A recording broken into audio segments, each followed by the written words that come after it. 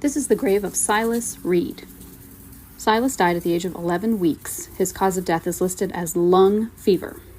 Now, along with not being a professional genealogist, I'm not a professional historian, so feel free to correct me if I'm wrong on anything I'm about to say, or really anything I say ever.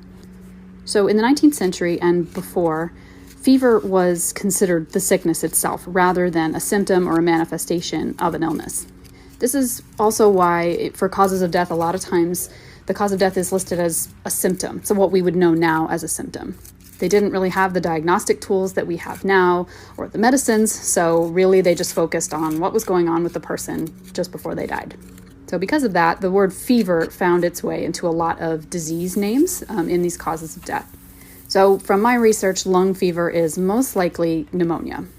Pneumonia was a pretty common disease, a pretty common killer in the 19th century and long before.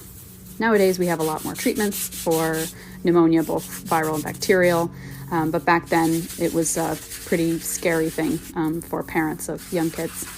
Silas had an older brother named Freddie. Freddie died almost exactly a year after Silas. He was 8 years old, and he died of typhoid fever, another very common cause of death from times before there were antiseptics and general knowledge of germ theory. These are some of my favorite graves to clean, the graves that are pretty much unreadable.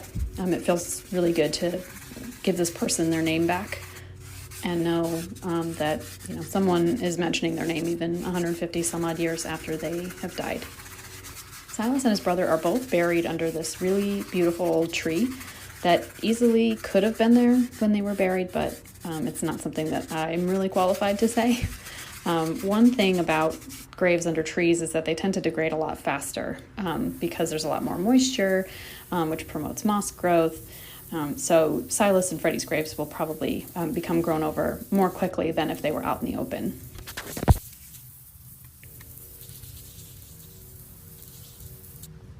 And here it is post-rinsing.